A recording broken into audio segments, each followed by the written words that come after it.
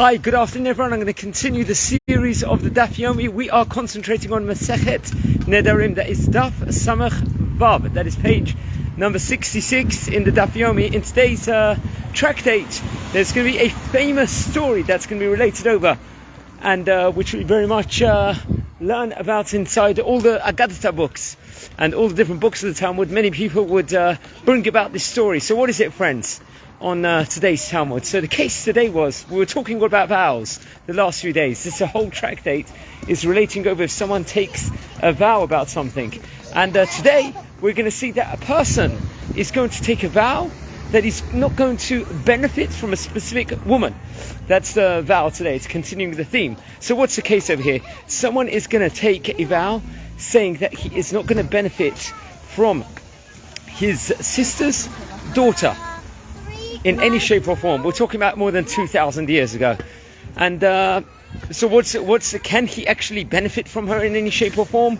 Or what will be the din, the law in this case? So for example, he found her unattractive, so he didn't want to marry her, so he stipulated that vow so that it's going to stop a shidduch being arranged with this specific girl. So Rabbi Yishmael, the story is that Rabbi Yishmael brings over the lad, the son, the boy, who has made this vow, and then presents the woman to him and says, "Is this the woman you made the vow against?" And he said, "No, this isn't the woman that I made a vow against." And then he permitted him to marry her, found her very attractive. However, apparently this was a woman he did make the vow against, and suddenly it could have been, for one reason or another, she looked a lot different. Maybe there was a different, let's say in those days, there was like a different form of plastic surgery or whatever it might have been, and she looked totally different. So the Rabbi Yishmael will permit him, despite he made a vow that he was not going to benefit from her, hence that would have probably been marrying her. Rabbi Yishmael is going to permit the boy now to marry her because she looks totally different in his eyes. And apparently the Gemara will relate over, the Talmud will relate over, this was a time period where it was just after the destruction of the Bet HaMikdash, and there was immense poverty in among the Israelites, among the Jewish people at that stage in time, and people could barely afford anything. No makeup, no attractive clothes, whatever it might have been. So there wasn't a real beauty in the people's eyes at that point in time with the girls. They couldn't do anything.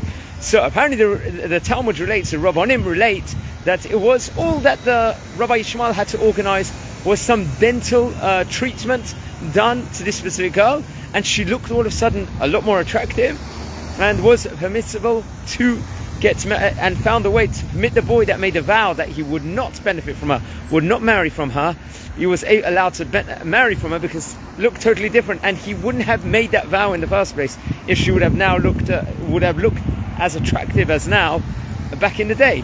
So that's how it was learned, and I think this becomes like it's built on the Mishnah. This all is, and there's a machloket in how to learn Rabbi Meir. This is Rabbi Meir's opinion we learned in Talmud yesterday, and it's machloket where Rav Huna learns very much in this theme about Rabbi Yishmael.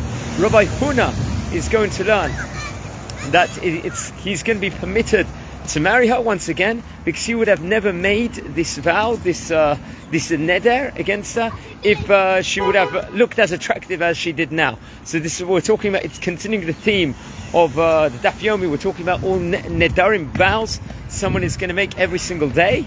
And we talked about last few days about people making vows against wine products, against oils, specific oils. People are getting specific clothing, wool clothing. And now today we're talking about benefiting from other people today. We've talked about people's fields, so it's continuing the theme today.